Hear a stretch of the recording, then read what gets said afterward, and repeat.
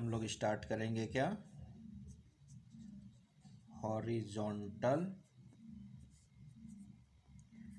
Distribution of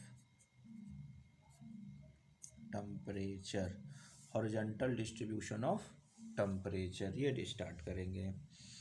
तो इसमें हम लोगों ने जो कल देखा था वो ये देखा था पिछली क्लास में कि किसी लैटिट्यूड या किसी एट ए पॉइंट, कोई एक पॉइंट या कोई एक प्लेस हो अर्थ पर या अर्थ सरफेस पे, तो उस पर टेम्परेचर यानी कि present temperature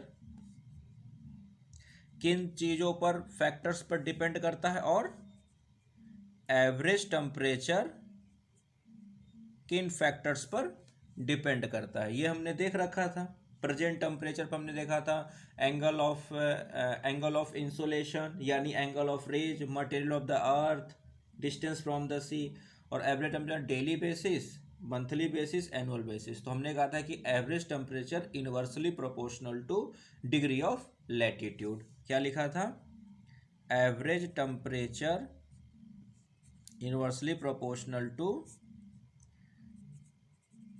degree of latitude, यानी जहाँ पर टेम्परेचर वेरिएशन ज़्यादा होगा वहाँ पर, यानी कि जितनी कम डिग्री होगी लैटिट्यूड की उतना ही ज़्यादा टेम्परेचर वेरिएशन हमें देखने को मिलेगा।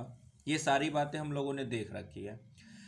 एवरेज टेम्परेचर में कुछ और चीज़ें जान लेते हैं, एवरेज टेम्परेचर में कुछ और चीज़ें समझ लेते हैं। तो इसी में उसी जहाँ आपने लिखा था पहले उसके आगे कंटिन्यू कीजिए, लिखिएगा average temperature.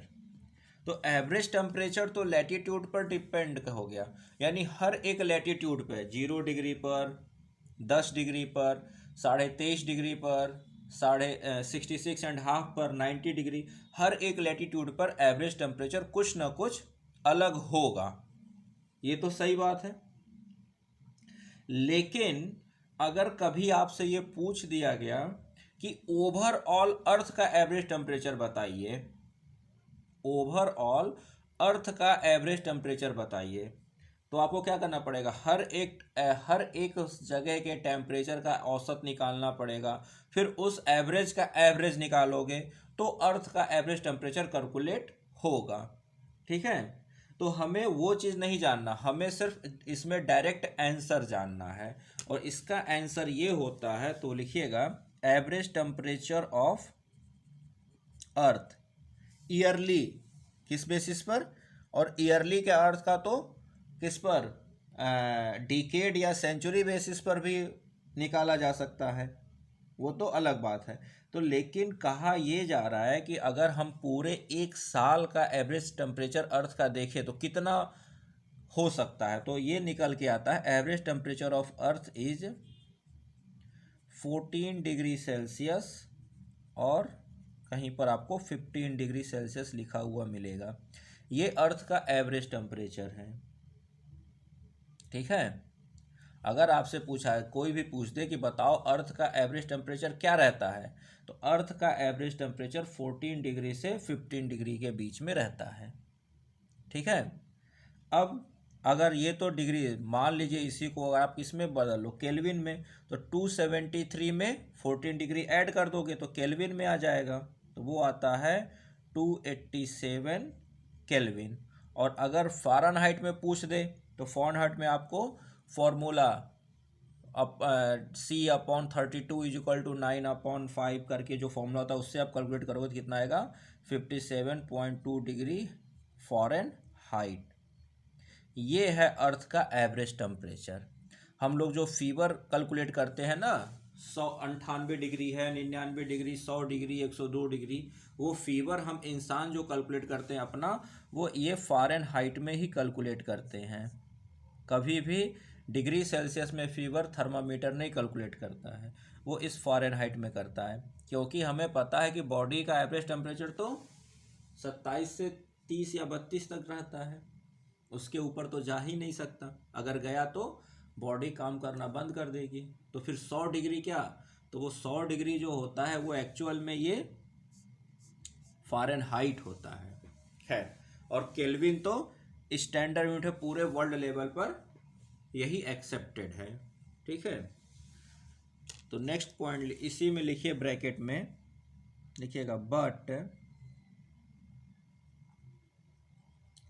Earth's temperature at a point at a time, ये मैं इसलिए लिखा रहा हूँ ताकि आपका एक कंसेप्ट क्लियर रहे, at a time can be much higher और lower than this average temperature. कहने का सिंपल सा मीनिंग है कि आपको बताया गया कि अर्थ का एवरेज टेम्परेचर 14 डिग्री या 15 डिग्री होता है, लेकिन इसका मतलब ये नहीं कि अर्थ पर हर जगह यही टेम्परेचर होगा। एवरेज क्या निकालते हैं, मैक्सिमम, मिनिमम, या जितने भी रेंज है सबको ऐड अप करके उसका नंबर ऑफ, जितने नंबर होते हैं टर्म, नंबर ऑफ टर्म्स, उससे हम क्या करते हैं, डिवाइड कर देते हैं, वो एवरेज निकलता है। तो एवरेज 14 डिग्री आता है, यानी ओवरऑल अर्थ हम लोग की ठंडी है। ओवरऑल अर्थ कैसी है, ठंडी है। लेकिन ऐसा नहीं है कि अर्थ पर हर जगह 14 डिग्री या 15 डिग्री टेम्परेचर मिलेगा। भाई अगर हम पोल पे चले जाएं तो -30, -40 पहुंच जाता है, -50 पहुंच जाता है। और अगर हम सहारा डेजर्ट पे चले जाएं तो पता चलता है कि वहाँ टेम्परेचर 40 डिग्री, 42 डिग्री पहुंच जाता है। तो एवरेज से टेम्परेचर बहुत हाई और लो हो सकता है, लेकिन एवरेज तो हम क्या करते हैं, एक अनुमान लगाते हैं। ठीक है, एक अनुमान लगाते हैं। समझ में आई बात? तो कभी अगर एवरेज लिखा रहे तो आप ये मत कहिएगा कि वो उस पॉइंट का एक्चुअल नहीं, उस पॉइंट का एक्चुअल टेम्परेचर ज़्यादा और कम हो सकता है, बट एवरेज 14 से 15 रहता है। ठीक, तो अब इसी में क्वेश्चन बन जाता है, बताइए अर्थ की हॉटेस्ट प्लेस क्या हो सकती है और अर्थ की कोल्डेस्ट प्लेस क्या हो सकती है। क्वेश्चन बन सकता है सेंटेंस में। ठीक है, तो इसको भी लिख लीजिए, जनरल नॉलेज के लिए ये बात जानते रहिए और ये ज़रूरी भी है। तो लिखिए, हॉटेस्ट प्लेस ऑन अर्थ, अर्थ की सबसे गर्म जगह क्या है, इन डेजर्ट नियर, कहाँ, अर्थ पर सबसे टेम्परेचर कहाँ होता है, इक्वेटर के पास होता है ना, तो ये डेजर्ट में होगा कहाँ पर, इन डेजर्ट नियर इक्वेटर। और कितना चला जाता है, टेम्परेचर में 57 डिग्री सेल्सियस। तो टेम्परेचर कितना पहुंच सकता है, 57 डिग्री सेल्सियस तक पहुंच सकता है। तो आपको जब भी कोई इस तरह की कॉन्फ्रेंस होती है टेम्परेचर को लेकर या अर्थ को लेकर, और वहाँ इस तरह का डाटा दिया है कि इस जगह जैसे क्या कहते हैं, जून में या मई में, मई जून या जुलाई में आपको क्या निकल के आता है, ये डाटा निकल के आता है कि इस साल भारत का सबसे गर्म प्लेस ये रहा, इस साल दुनिया का सबसे गर्म प्लेस ये रहा। तो वो चीज़ आपको करंट में नोट डाउन करनी है। क्यों? क्योंकि इसके साथ वो चीज़ें पूछी जाती हैं। लेकिन हाँ, ये रहता है कि ऑन एन एवरेज, यानी मैक्सिमम टाइम इक्वेटर के आसपास की ही कोई जगह सबसे अधिक गर्म आपको देखने को मिलेगी।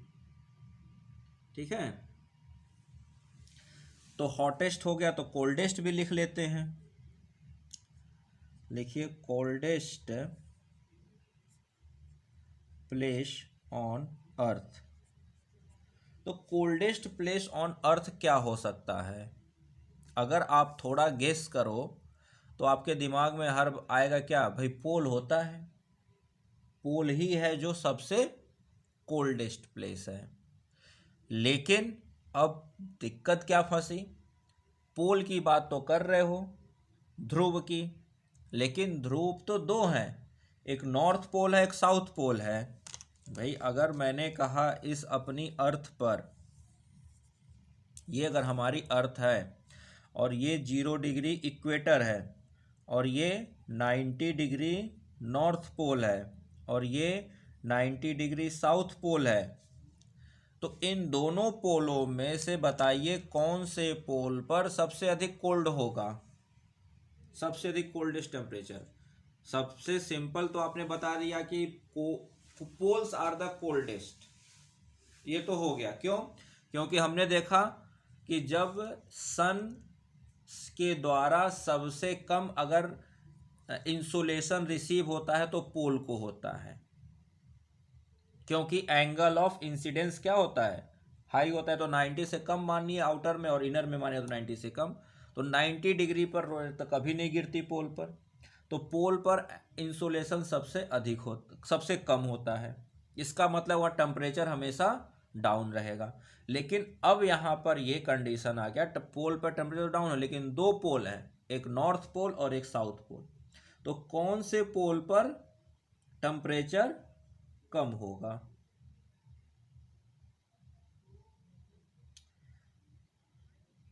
नहीं, कहाँ पर होगा? साउथ पोल पे। साउथ पोल इन अंटार्कटिका कितना जाता है? टेम्परेचर में fall up to -89 degree Celsius. South pole पर टेम्परेचर -89 तक चला जाता है। अब ये सोचने वाली बात है कि बताइए नॉर्थ और साउथ में साउथ का ही टेम्परेचर क्यों डाउन हुआ इतना ज़्यादा, नॉर्थ का क्यों नहीं हुआ? 2 मिनट इसको सोचिए, तब तक मैं कुछ 2-3 पॉइंट और लिखता हूँ, उसके बाद फिर इसका आंसर बताइएगा। तो लिखिएगा मैक्सिमम, ये सब डाटा आपको याद होने चाहिए, ठीक है, एकदम एग्जैक्ट नहीं, लेकिन ये होना चाहिए कि हाँ coldest place on the earth south pole पर है, hottest place on the earth maximum chance है कि इक्वेटर के आसपास ही होगा, ठीक है। अब यहाँ एक चीज़ लिख दे रहा हूँ, ये ब्रैकेट में लिख लीजिएगा या बॉक्स में, मैक्सिमम एवरेज टेम्परेचर। अगर मैक्सिमम एवरेज टेम्परेचर की बात होगी तो कहाँ होगी? वो होगी एट इक्वेटर पर। वही बात है भाई, इक्वेटर पर टेम्परेचर हाईएस्ट है तो एवरेज भी अधिक आएगा। इक्वेटर पर कितना आएगा? लगभग 28 डिग्री सेल्सियस रहता है। और minimum average temperature at poles का अगर हम निकालेंगे तो दोनों पोल का अलग अलग हमें एवरेज टेम्परेचर निकल के आता है। कितना? तो नॉर्थ पोल का लगभग 0.2 डिग्री माइनस में, और साउथ पोल का एवरेज टेम्परेचर निकल के आता है -0.6 degree.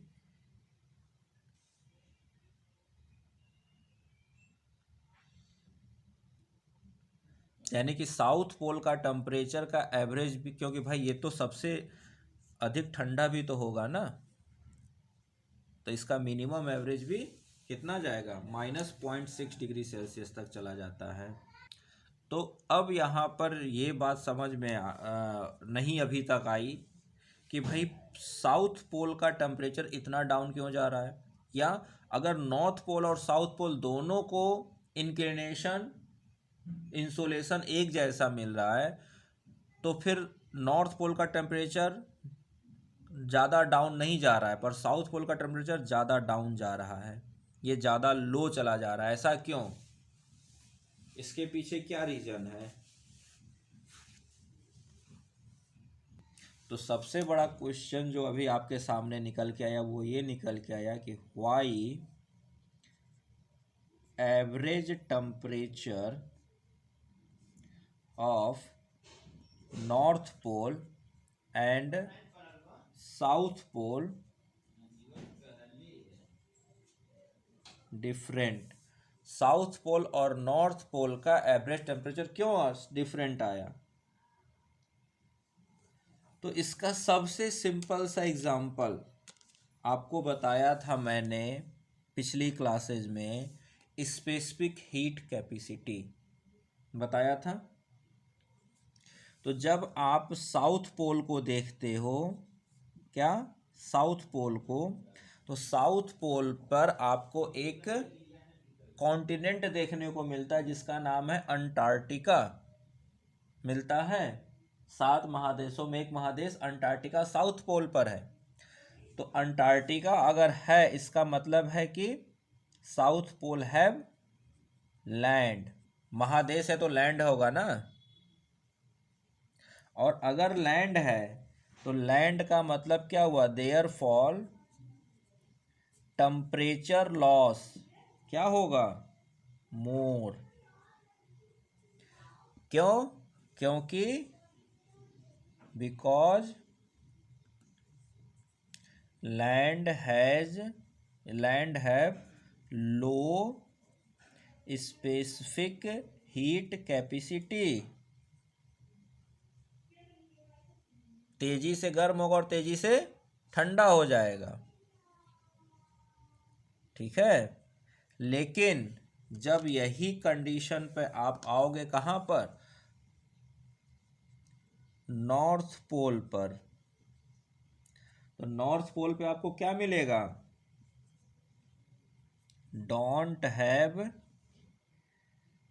Land, only sea water. North pole पर कोई लैंड नहीं है। नॉर्थ पोल कैसा है? वहां पर कोई महादेश नहीं है, वो बिल्कुल वीरान है। वहां पर सिर्फ और सिर्फ आइस क्यूब है, लैंड नाम की कोई चीज नॉर्थ पोल पे नहीं है। और जब नॉर्थ पोल पर कोई भी आपको लैंड नहीं मिलेगा और केवल वाटर ही वाटर है, तो वाटर यानी कि साउथ पोल के मुकाबले नॉर्थ पोल पे वाटर ज्यादा है। तो जब वहां वाटर ज्यादा है तो वो क्या करेगा? वो हीट को एब्जॉर्ब करेगा। लेकिन वाटर की स्पेसिफिक हीट कैपेसिटी क्या है? ज्यादा है, तो वो लंबे समय तक हीट को अपने पास पकड़ के रखेगा। और साउथ पोल क्या करेगा? हीट को तेजी से लीच करेगा।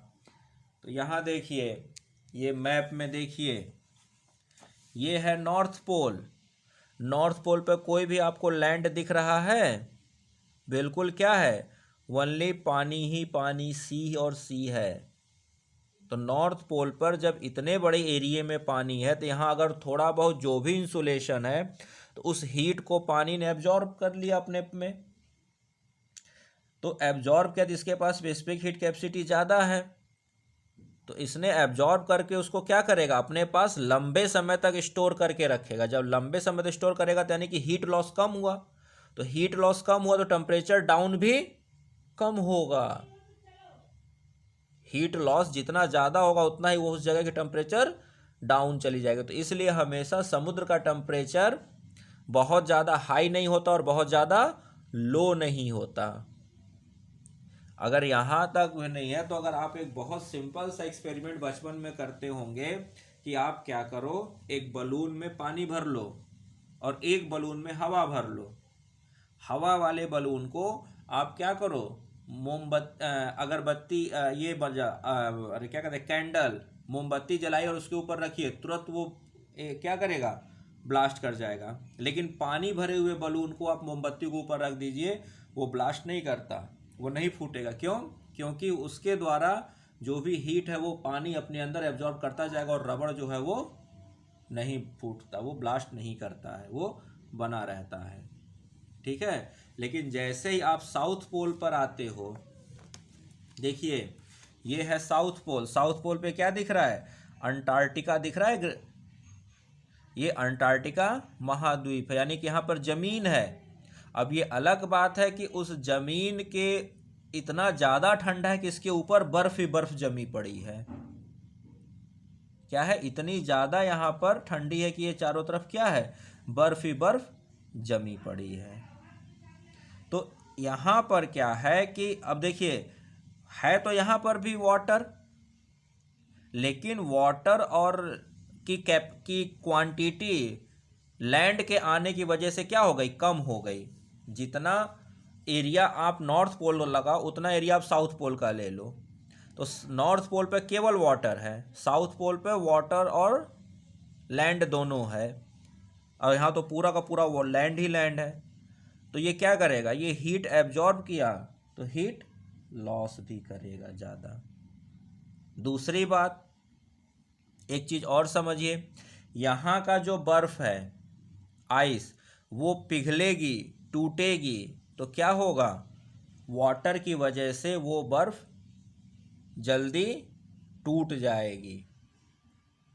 लेकिन यहाँ की बर्फ़ क्या होगी, लंबे समय तक बनी रहेगी। तो यहाँ पर क्या होगा, यहाँ पर जो लाइट आएगी उसका रिफ्लेक्शन भी ज़्यादा होगा, क्योंकि बर्फ़ की क्वांटिटी यहाँ देखिए ज़्यादा है, बर्फ़ को रुकने की जगह मिल रही है, तो ये रिफ्लेक्शन भी ज़्यादा कर देगा। तो एक तो हीट भी कम एब्जॉर्ब करेगा, और थोड़ा बहुत जो करेगा उसको तेज़ी से लूज कर देगा। इसलिए साउथ पोल हमेशा नॉर्थ पोल के मुकाबले ठंडा रहता है। साउथ पोल हमेशा नॉर्थ पोल के मुकाबले ठंडा रहता है। समझ में आई बात? तो यहीं पर फंसाया जाता है क्वेश्चन में, भाई नॉर्थ पोल साउथ पोल दोनों को इंसुलेशन सेम मिल रहा है, सब कुछ मिल रहा है, लेकिन साउथ पोल ज़्यादा ठंडा रहता है नॉर्थ पोल की वजह से। क्यों? क्योंकि साउथ पोल में क्या है, लैंड है, तो लैंड तेजी से गर्म होती है, तो तेजी से हीट छोड़ देती है, लूज कर देती है। वहीं दूसरी तरफ क्या है, नॉर्थ पोल पे केवल पानी ही पानी है, पानी की स्पेसिफिक हीट कैपेसिटी ज़्यादा है, तो धीरे धीरे गर्म होगा और धीरे धीरे ठंडा होगा।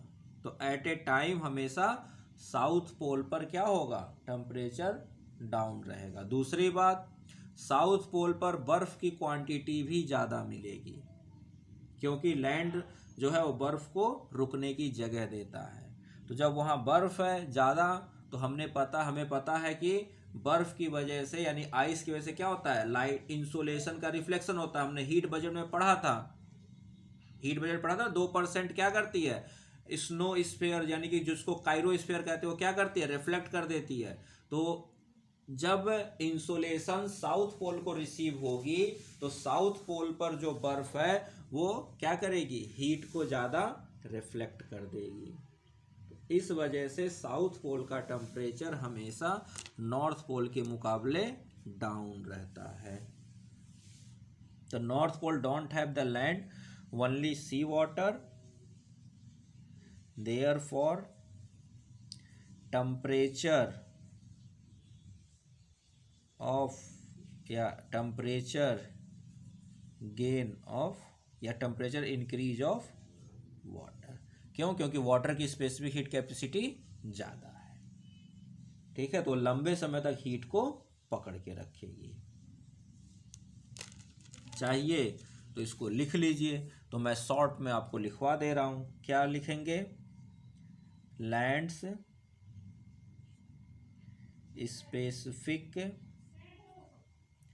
Heat capacity less than waters specific heat capacity, therefore average temperature of south pole less than average temperature of north pole।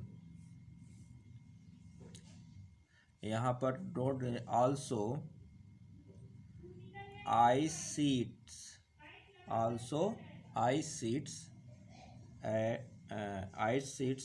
at south pole reflects reflects reflects क्या लिखेंगे, sun rays led to low heat absorption. तो जब heat का reflection ज़्यादा हो जाएगा तो absorption अपने आप कम हो जाएगा। ठीक है, तो इसलिए हम लोग निष्कर्ष पे क्या पहुंचेंगे कि देयर फॉर टेम्परेचर डिफरेंस या temperature difference due to land water, due to लिखिएगा डिफरेंट लैंड वाटर डिस्ट्रीब्यूशन,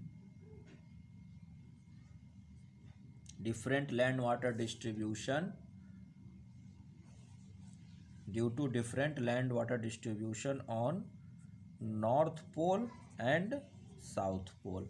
तो नॉर्थ और साउथ पोल पर लैंड और वाटर की क्वांटिटी अलग अलग है, इस वजह से हीट एब्जॉर्प्शन और हीट रिलीज की भी क्वांटिटी अलग अलग है। और हमें पता है किसी जगह की टेम्परेचर वहाँ पर जो हीट रिसीव हो रहा है यानी इंसोलेशन रिसीव हो रहा है, और जो इंसोलेशन रिसीव होने पर जो हीट रिलीज हो रही है उसी की वजह से वह उस जगह का टेम्परेचर हमें पता चलता है। तो जहाँ पर साउथ पोल पर हीट कम रिसीव भी हुआ और रिफ्लेक्ट ज़्यादा हो गया, तो इस वजह से साउथ पोल का टेम्परेचर हमेशा नॉर्थ पोल के मुकाबले कम रहता है। ठीक है, ये कंसेप्ट समझ में आया। ठीक है, तो ये क्या है, अलग अलग जगहों का टेम्परेचर डिफरेंट है। यही तो है हॉरिजॉन्टल डिस्ट्रीब्यूशन ऑफ टेम्परेचर, कि हम इक्वेटर पर अलग टेम्परेचर देख रहे हैं, यहाँ तक कि 23.5 डिग्री नॉर्थ और 23.5 डिग्री साउथ यानी कि कैप्रिकॉर्न और कैंसर, अगर इसको भी देखेंगे तो भी आपको अलग अलग ही टेम्परेचर देखने को मिलेगा एवरेज। कभी भी आप अगर एक पॉइंट ले लो 23.5 डिग्री नॉर्थ पर और एक पॉइंट ले लो 23.5 डिग्री साउथ पर, जैसे ये है, अब देखिए अगर आप इसको देखोगे मैप को ध्यान से तो आपको पता चलेगा क्या कि 23.5 डिग्री यानी कि ट्रॉपिक ऑफ कैंसर ये है। तो ट्रॉपिक ऑफ कैंसर ले लीजिए तो उसका एवरेज टेम्परेचर डिफरेंट आता है ट्रॉपिक ऑफ कैप्रिकॉर्न पर। क्यों?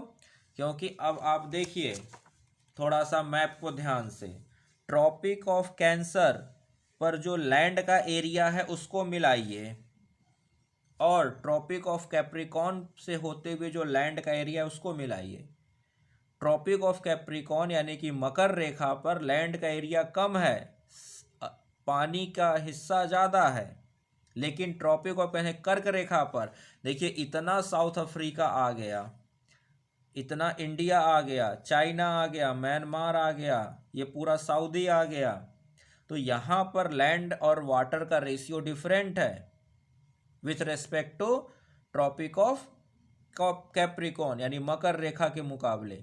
इस वजह से हमेशा कर्क रेखा और मकर रेखा यानी कि कैंसर और कैप्रिकॉर्न के भी एवरेज टेम्परेचर में डिफरेंस देखने को मिलेगा। सेम यही चीज आपको कहाँ मिलेगी, आर्कटिक सर्कल और अंटार्कटिक सर्कल पर भी देखने को मिलेगा। आर्कटिक सर्कल को देखिए, ये इतना बड़ा एरिया लैंड का है, ये पूरा रसिया, स्वीडन, आइसलैंड, इधर कनाडा, ये पूरा एरिया क्या है 66.5 डिग्री यानी कि आर्कटिक सर्कल पर है नॉर्थ में। तो ये इतना बड़े एरिया पर क्या है, लैंड है, तो यहाँ पर भी वाटर और लैंड का रेशियो डिफरेंट है। और जब आप अंटार्कटिक सर्कल पे आते हो तो आपको केवल वाटर ही वाटर मिलता है, बहुत थोड़ा सा लैंड मिल रहा है। तो यहाँ पर भी आर्कटिक सर्कल और अंटार्कटिक सर्कल में भी क्या है, साल भर का एवरेज टेम्परेचर डिफरेंस अलग अलग आएगा।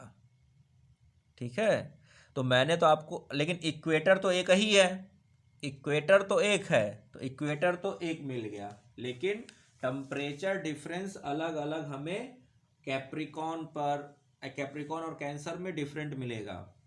आर्टिक ऑफ सर्कल और आर्टिक सर्कल और अंटार्कटिक सर्कल पर डिफरेंट मिलेगा, यानी कि 66 नॉर्थ एंड 66.5 डिग्री साउथ पर।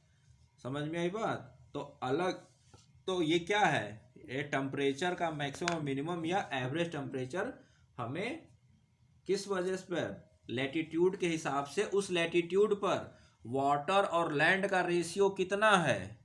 अगर लैंड का रेशियो ज़्यादा है वाटर के मुकाबले तो टेम्परेचर फ्लक्चुएशन ज़्यादा होगा, अगर वाटर ज़्यादा है तो वहाँ पर टेम्परेचर फ्लक्चुएशन कम होगा। क्यों? क्योंकि स्पेसिफिक हीट कैपेसिटी का फंडा यहाँ पर लागू होगा। समझ में आई बात? तो ये तो हमने देखा कि हॉरिजॉन्टल डिस्ट्रीब्यूशन ऑफ टेम्परेचर और उसके एक दो फैक्ट। अब हम लोग देखते हैं कि वो कौन से ऐसे फैक्टर्स हैं जो टेम्परेचर डिस्ट्रीब्यूशन को कंट्रोल करते हैं। ये हॉरिजॉन्टल डिस्ट्रीब्यूशन जो आप देख रहे हो कि पूरे अर्थ पर हॉरिजॉन्टली हर लैटिट्यूड पर टेम्परेचर क्या है, डिफरेंट देखने को मिल रहा है, एवरेज टेम्परेचर। तो आखिर वो कौन से एस्पेक्ट हैं, वो कौन से फैक्टर हैं जो उसको प्रभावित कर रहे हैं, उस टेम्परेचर को कंट्रोल कर रहे हैं, उसको अब हम लोग पढ़ते हैं। ठीक है, तो ये रब कर दिया जाए और चला जाए फैक्टर्स कंट्रोलिंग टेम्परेचर डिस्ट्रीब्यूशन पर। ठीक है।